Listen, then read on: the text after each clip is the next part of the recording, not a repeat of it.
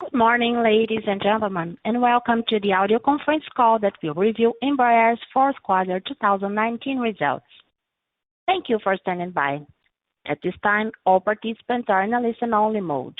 Later, we'll conduct a question-and-answer session, and instructions to participate will be given at that time.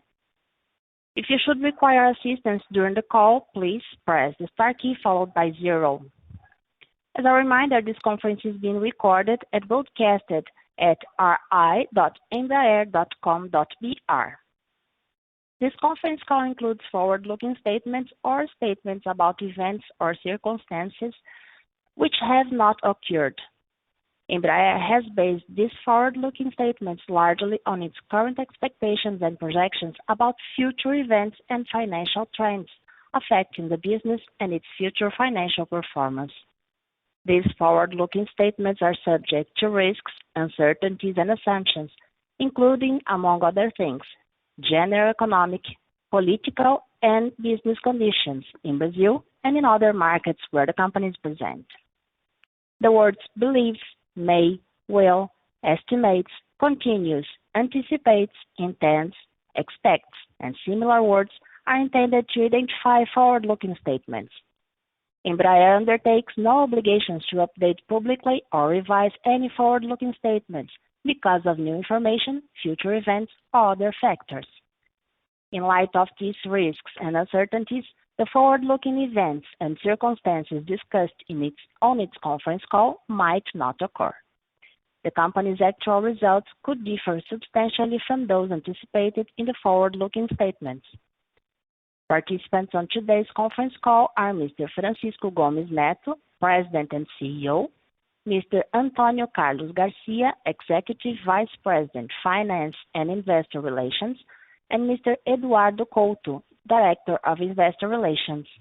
I would now like to turn the conference over to Mr. Antonio Garcia.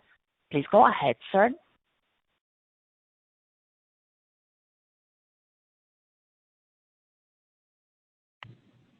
Good morning, everyone, and thank you for all joining the call today.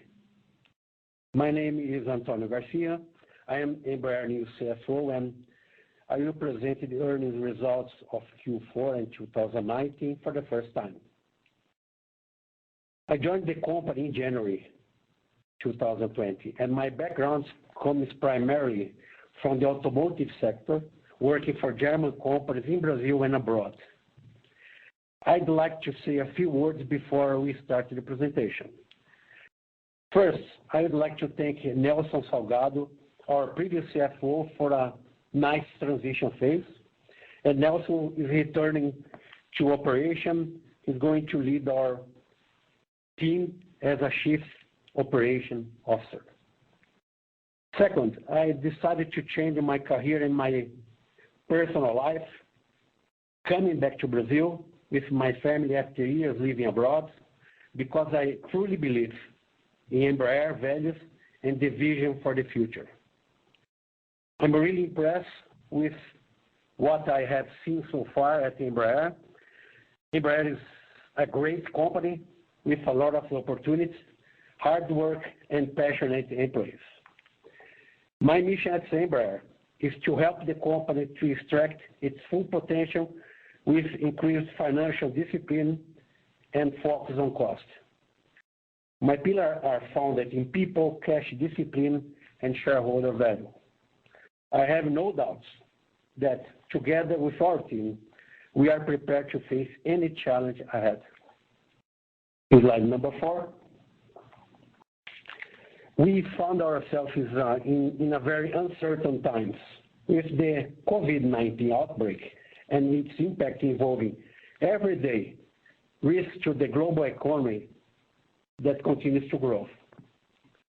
That's why it's important to say that the Embraer liquidity position is very strong, with a total cash of $2.8 billion at the end of the year, and an additional liquidity of $600 million raised now in March. Looking at our debts, we have less than 15% of our total debt coming due in the next 24 months. We have no major debt principal payments until 2022 and 2023, and most of our debts has a maturity that stretch out to 2025 and 2027. It's also important to mention that our average debt to maturity is almost 5 years.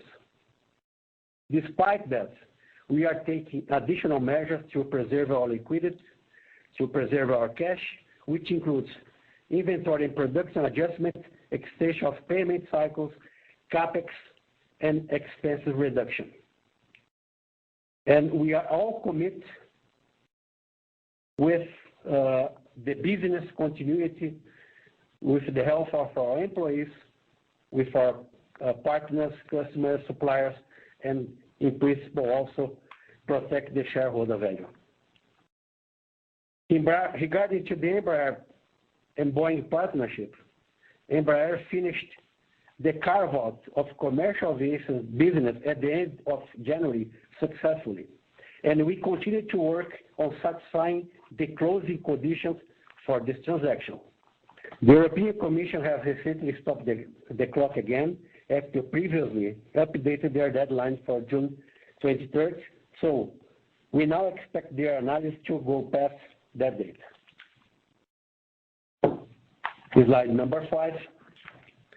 With respect to the COVID-19 outbreak, we have a crisis committee at the Embraer monitoring the development of this situation.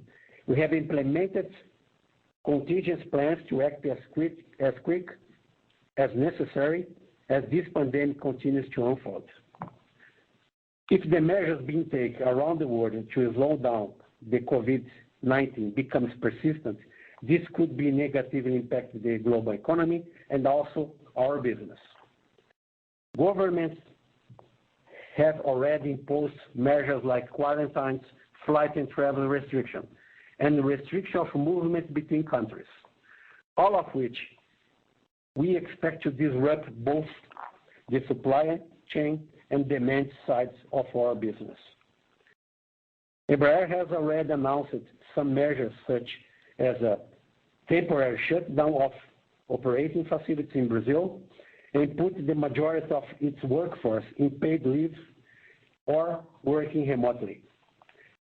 That said, given the level of uncertainty related to the spread of COVID-19, we are suspending our guidance for 2020 results. As soon as we have better visibility into the impact of the virus on the company business, we will issue an updated guidance to the market. So let's talk some highlights about our business, starting from the commercial aviation. Page number 6. For the commercial aviation, Embraer delivered on its guidance for the year with a total of 89 E-jets deliveries in 2019, which includes 14 jets from the E2 family delivered. During the year, we booked a total of 69 firm orders from American Airlines, Azul, SkyWest, United, Fuji Dream, Binter, and KLM, and others. Our E-jet E2 backlog ended the year with a total of 153 firm orders and more than 570 total commitments. In 2019, we were proud that the E195-E2 received a triple certification by ANAC, the FAA, and EASA, leading to the first delivery of this aircraft type to AerCap and Azul Airlines in September 2019. Finally, the smallest and newest member of the E-jet family, E2, the E175-E2, made its finally successful first flight. Page number 7. Let's talk about executive aviation. So, some highlights about the executive aviation. Executive aviation, we met also the guidance for 2019 in regards to delivery. We delivered 109 jets, of which 62 were light jets and 47 large jets. Important to say that we deliver all aircraft produced in 2019 and ended the year with 0 whitetails in our inventory. During the year, we delivered the Phino 300 number and 500 in its history, and we were pleased to have this model of jet leading the light jet category in deliveries for 8 years consecutive. It's really amazing achievement. 2019 marked a very good year for the executive jet business in terms of sales activity, which was the highest in the past 5 years. We increased our margins from strong price discipline. Our sales also includes a firm order contract with FlexJet worth $1.4 billion for a combination of Phino 300 and Praetor 500 and Praetor 600 jets. During the year, our new Praetor 500 and Praetor 600 jets received certification from ANAC, the FAA, and EASA, outperforming on several key performance metrics, further making the case that jets are the most capable technology disruptive jets in their respective classes. Also, we recently announced further upgrades to the Phino 300E jet, including comfortable and technology enhancements, as well as performance enhancement to allow it to become the first single pilot business jet ever to reach Mach of 0.8.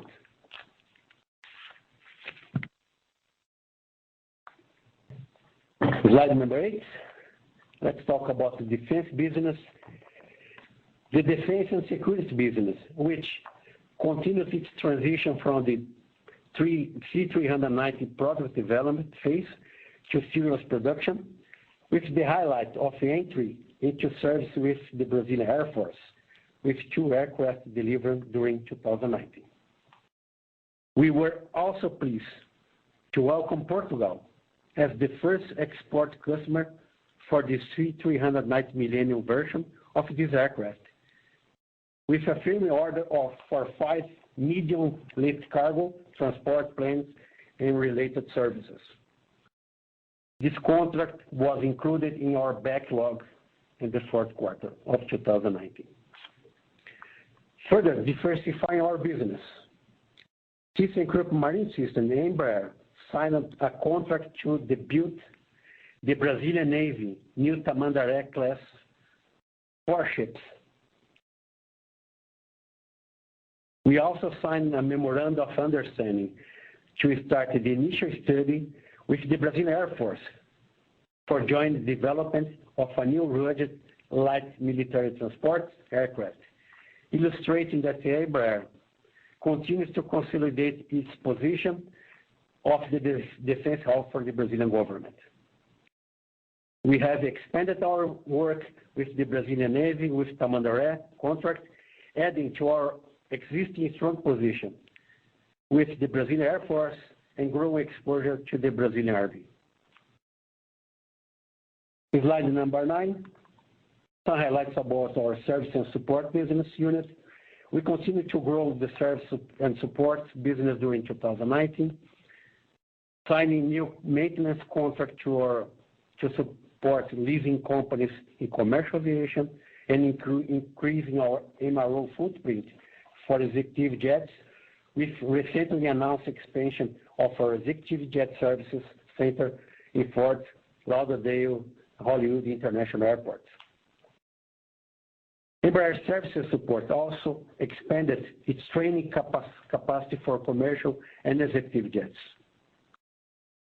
As far as service and support sales, we have the record sales for the defense and security in 2019. In terms of fleet coverage, we had an important achievement with 100% of the E2 fleet in services covered by our total support program. Finally, our MRO in Portugal, Ogma, has a great 2019 with increased services in the engine overhaul business. So talking and moving to the innovation technology, slide number 10. Embraer reached a significant milestone by unveiling its new eVTOL flying vehicle concept for the future urban air mobility and tested a scale model mock-up of the vehicle as well. In addition, Embraer launched a business platform for maintenance services in aviation named Beacon, which several customers started to join. Embraer and WEG also signed a cooperation agreement to work in electrical propulsion aircraft, and Embraer's Ipanema crop duster plant will test the new technology during 2020. Finally, Embraer and L3Harris are studying a platform for a new air traffic control to support urban air mobility. So now we start the financial results. We start with the company firm order backlog on slide 12. Our backlog reached $16.8 billion at the end of the year, which is roughly $500 million higher than we had at the year end of 2018.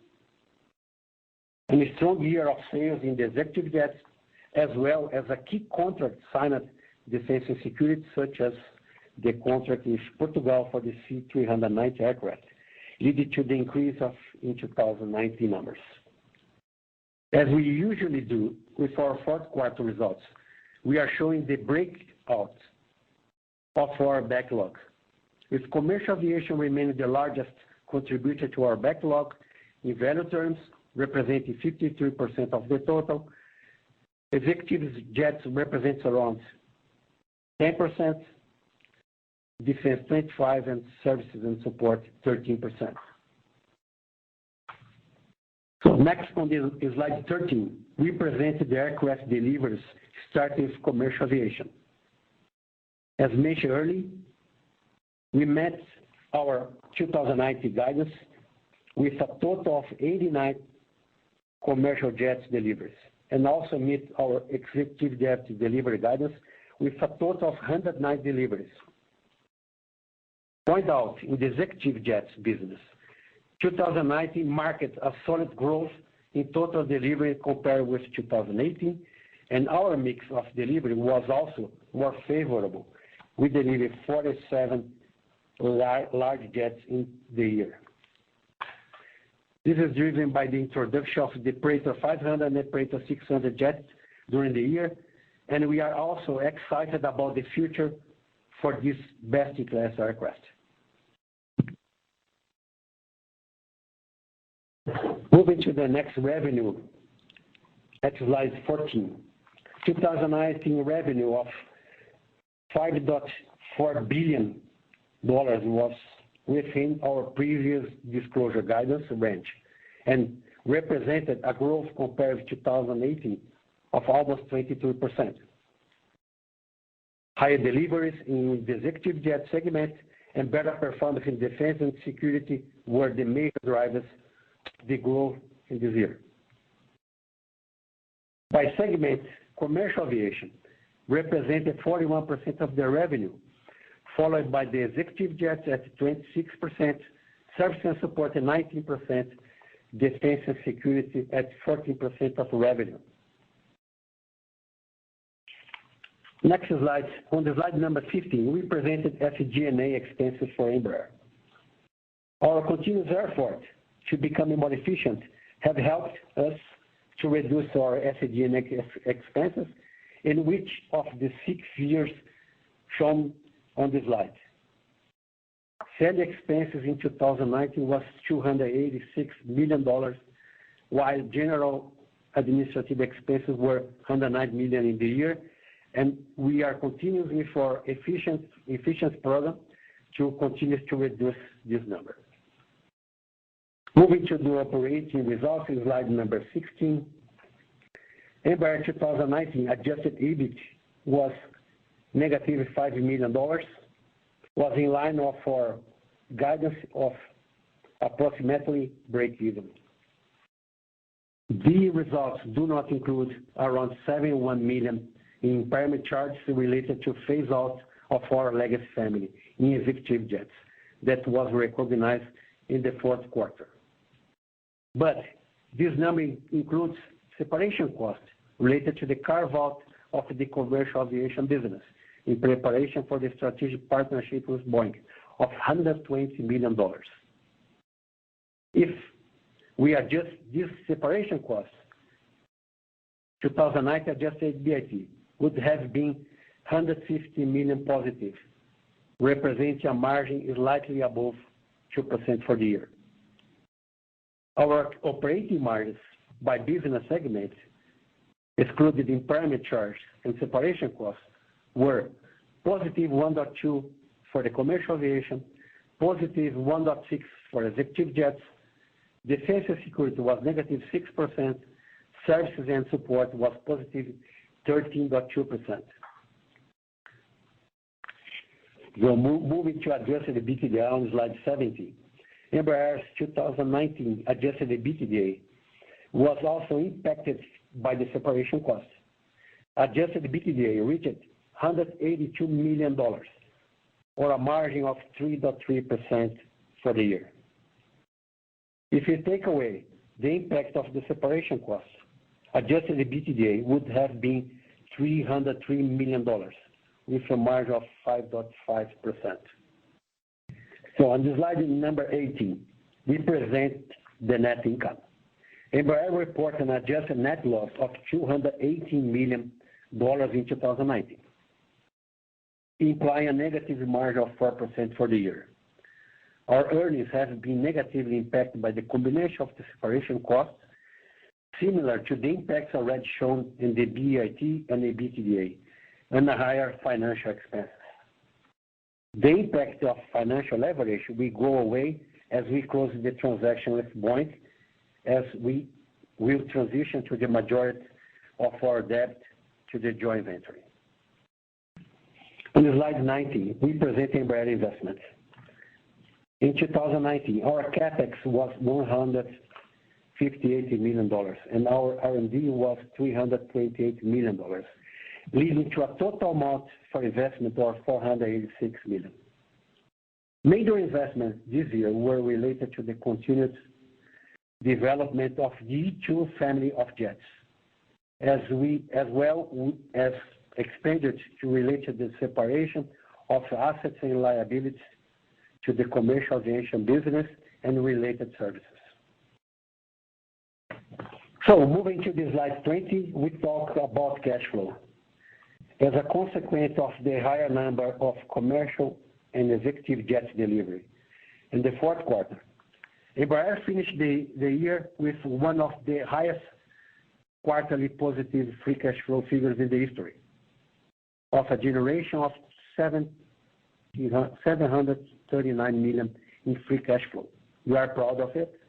We finished the year with a free cash flow usage of $182 million, which was within previously announced range of free cash flow usage between $100 to $300 million.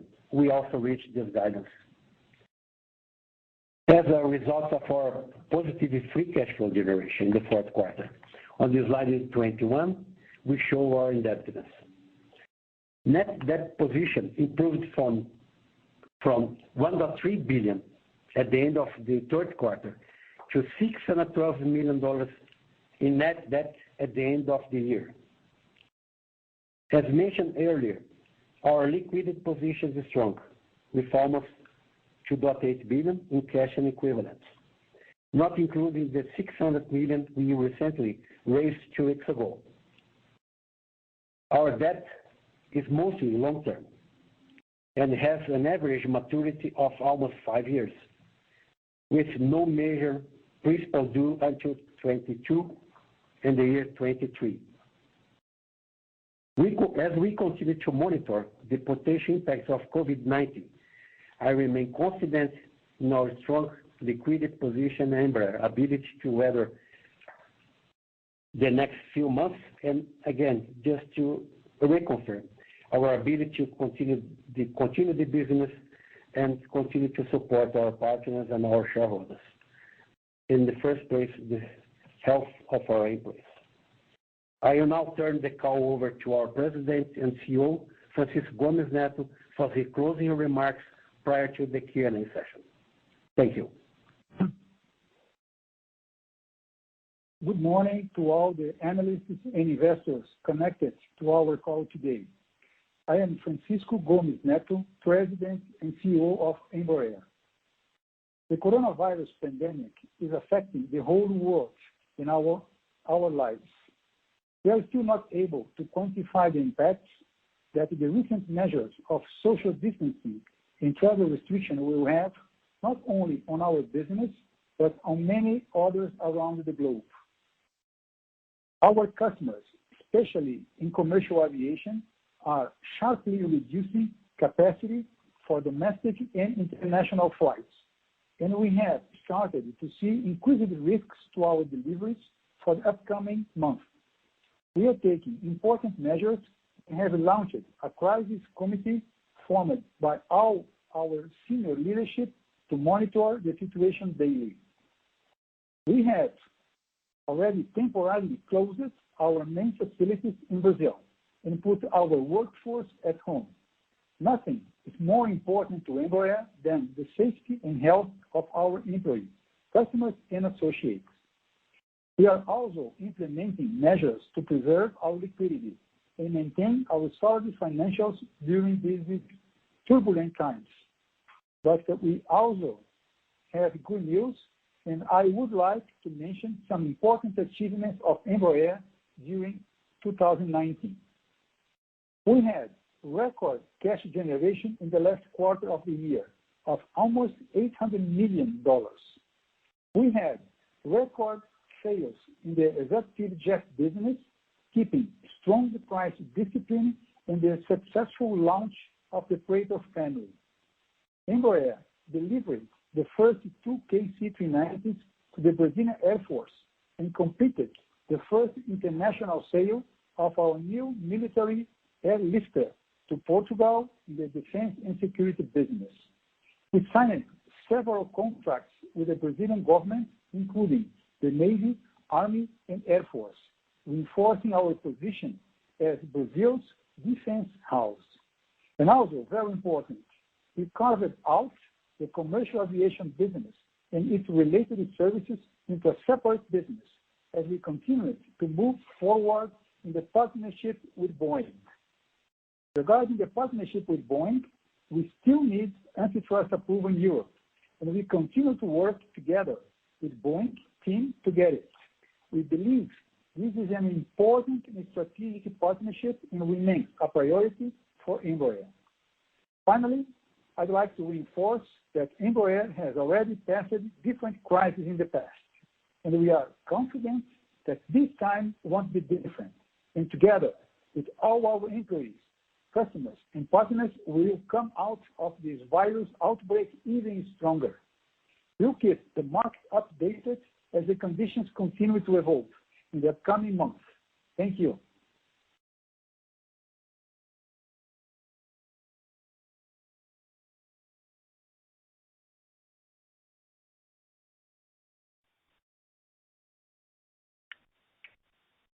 Ladies and gentlemen, we'll now begin the question and answer session. If you have a question, please press the star key followed by the 1 key on your touch-tone phone now. If at any time you would like to remove yourself from the questioning queue, press star 2.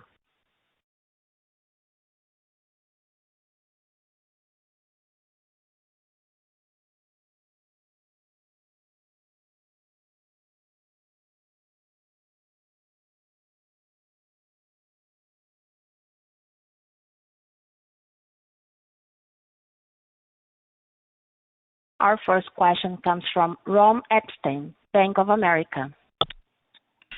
Hey, good morning, guys. Just maybe a couple of broader questions.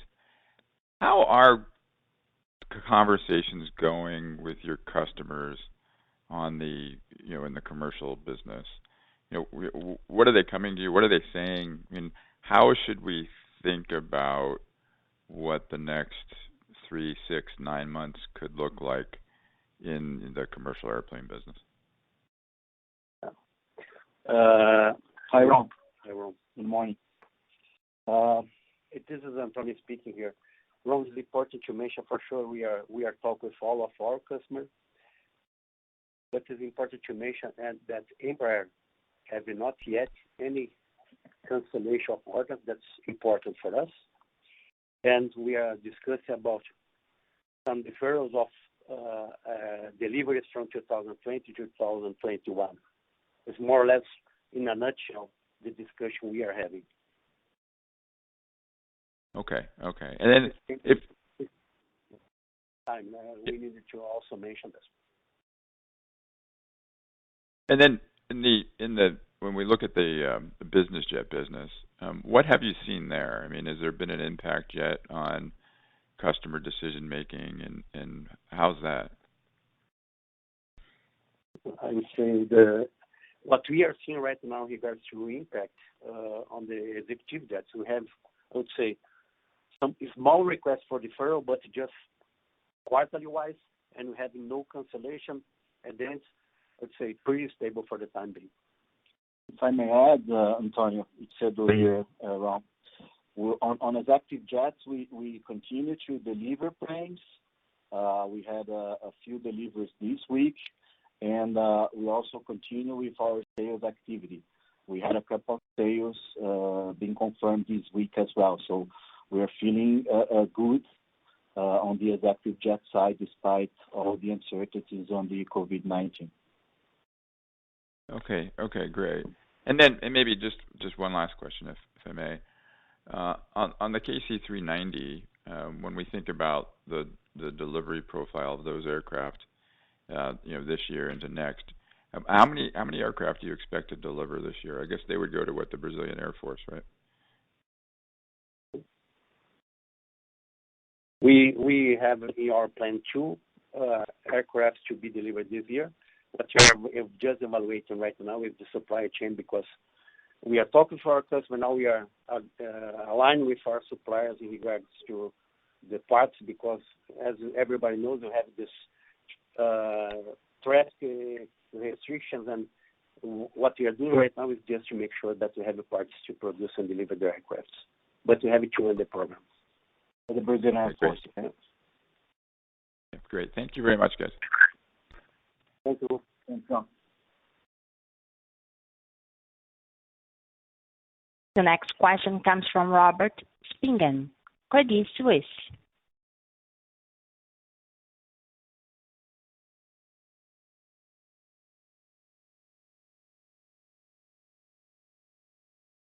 Hi, Rob. Mr. Robert speaking. You may proceed. Good morning. Can you hear me? Yes, we can. Loud and clear. Okay, good. Thank you. On the Boeing deal, what is it that you think the European Commission is focused on at this point that pushes it to the right? Any color on that? Well, I mean, we and Boeing, we continue to work together, to establish this important strategic partnership. We, as you say, we still need the antitrust approval in Europe, but we continue to work with Boeing to get it. So providing the documents they ask and try to do this as quick as we can. Okay. And then is there any, what is the latest in terms of your expectations for proceeds from the Boeing deal? Just given the COVID-19 situation, does this change anything with regard to the payment of a special dividend? Well, we are now focusing on to get this approval of the antitrust authorities in Europe, and we'll find and we're still we work together to overcome the situation of the COVID-19 to make this deal happen. Okay. And then just going back to the aftermath of 9/11, at a point where the 50-seat market was very active, there was an unexpected mix shift or demand shift toward the 50-seater away from the narrow body because of the slow recovery expected and the idea that you could fill a 50-seater more easily than a 737 or an A320. Do you expect some kind of mix shift in demand away from the Boeing and Airbus narrow bodies, and perhaps the A220 toward the E-jet for the next few years to accommodate the lower demand in traffic? Albert, it's a good point. Our commercial and marketing people, they are analyzing all the possible impacts, but I'd say that it's too soon for us, to come with a good prognosis on this. Okay. Thank you very much. Thank you. Our next question comes from Kai von Hummer, Cohen. Yes, thank you very much. So in the U.S., as you know, they just passed the $2 trillion support package. Does Brazil have a support package that gives you support? And if not, what sort of numbers, based on the closures that you currently expect, what sort of numbers might this be, and just in terms of incremental cost? Okay. Hello, Kai. We are deeply working to get additional sources of liquidity. I would say too early to say what we are getting here, but for the time being, we are having some support from U.S. in regards to tax deferral, and that's more or less what we have today. Okay. And then you had this very good fourth quarter cash flow. Could you update us on what was the status of payments on the KC-390? And have you early in the year seen any resistance by commercial customer or bizjet customers to make PDPs? Yes, Kai. As far as payments from the government and free cash flow overall, we had a very strong fourth quarter, right? As you mentioned, we generated almost $800 million in cash. So we had a lot of deliveries on both commercial and business jets, and also payments from the government. So we were able to reduce the level of receivables from the government during the quarter, and it was very important for us to generate the cash that we did during the fourth quarter. Got it.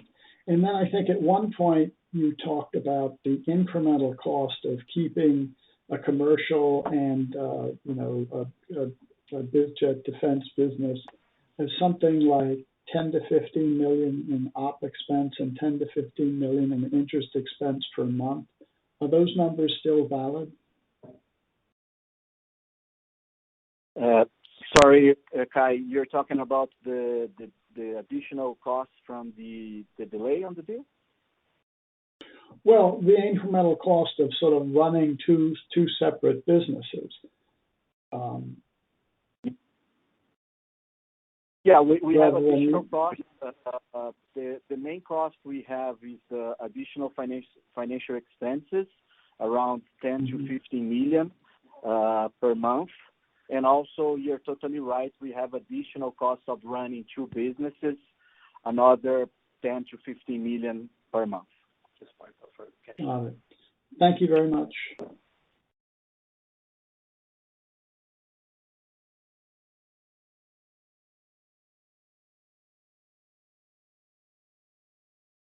Our next question comes from Josh Milberg, Morgan Stanley.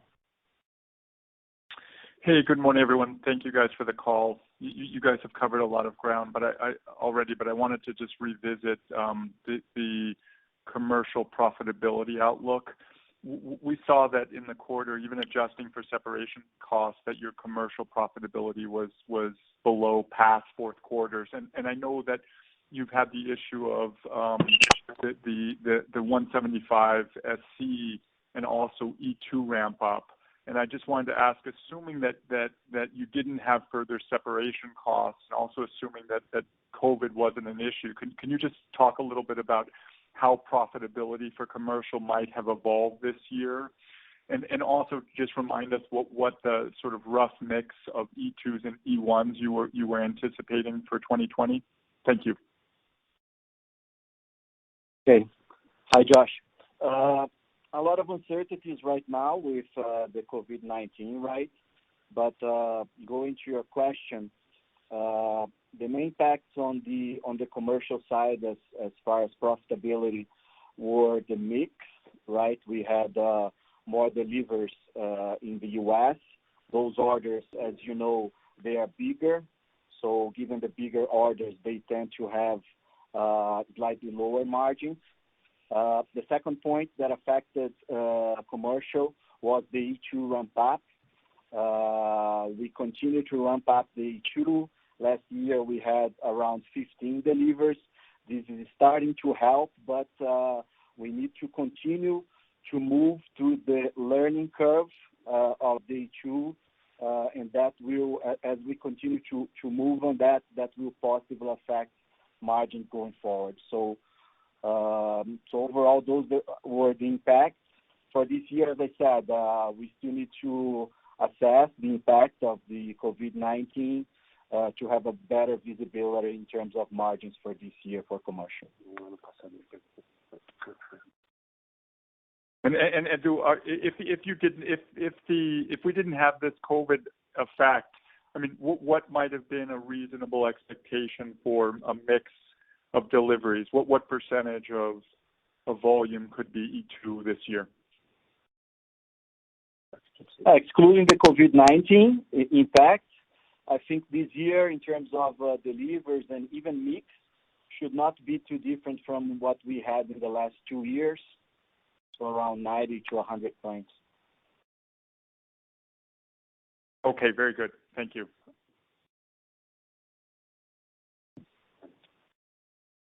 The next question comes from Noah Poponak, Goldman Sachs. Hey, good morning, everyone. Hi, Noah.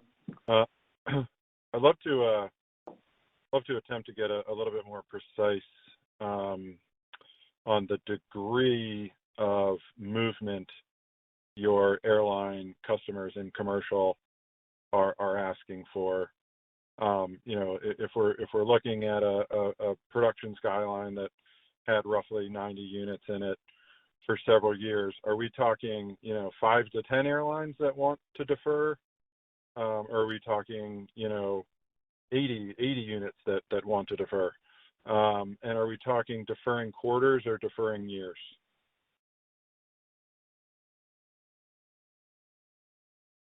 So in general, as I mentioned before, we know the airlines are cutting capacity sharply.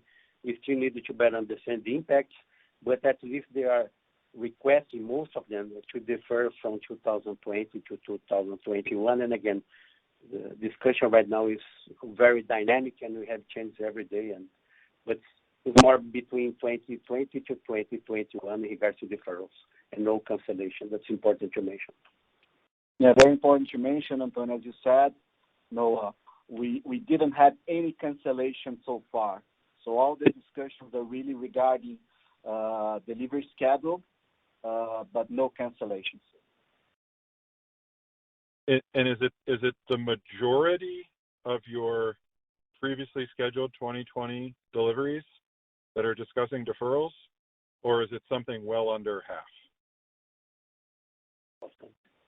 It's as I said, situation is really changing. We need to know for how long the capacity reduction will last, right? It will depend. It will depend how long the COVID-19 will impact capacity to have an assessment of if we're talking about part of the deliveries or what percentage of the deliveries. We can't answer that right now. Understood on that, given how dynamic it is. But I'm actually just curious, what percentage of those deliveries are even asking the question or even having the conversation? I mean, is literally every airline that's supposed to take a delivery in 2020 having that conversation with you, or is it some minority of them that's having that conversation with you? It depends a lot on the region, right, Noah?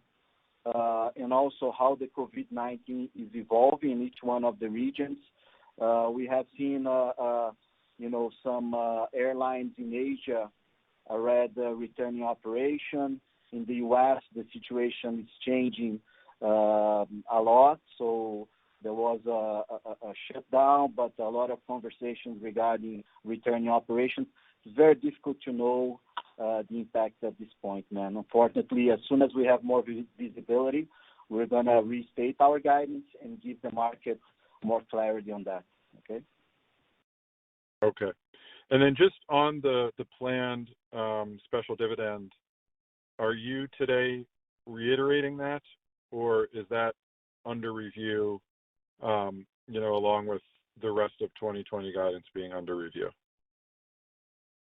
Yeah, just it's important to clarify. We need, for this time being, some prudence with our investor and with you guys. And we suspended the guidance. It's much more related to the operational guidance, like sales, EBIT, and free cash flow, and the structure of the deals continue to going ahead. And for this perspective, it's hard to say that right now that we are changing also the dividends. We continue to work on it, and again, the strategic partnership, we are doing everything to close it. And it's hard to say right now that we are changing any guidance in regard to investment, but we prefer to suspend all of them and reevaluate the whole scenario.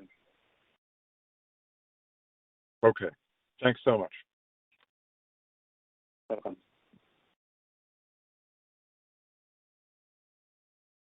As a reminder, if you want to pose a question, please press star 1. The next question comes from Kai von Homer, Cohen. Yes, thank you. I think, you had planned to sort of report as NewCo without the commercial business, but clearly that's not going to happen. You're basically going to, basically have commercial BizJet, the same businesses that you've had. Are you going to report in the same format for the first 2 quarters? Because it doesn't sound like the JV is going to get approved before then. Yes. Well, go ahead, Edu. Go ahead. Sorry, Francisco. I was just going to mention that, since we signed we got the approval from the shareholders for the deal last year in February. We have been reporting the commercial aviation business as a separate business, right, as a discontinued operation, and we're going to continue to report commercial as a discontinued operation until closing. So, just saying that. But go ahead, Francisco. No, just to say that, complement what Edu just said, we have implemented a governance, internal governance that we are going to manage the commercial aviation as a separate unit, but within the Embraer organization, with all the process in places and all the reports and so on. Thank you.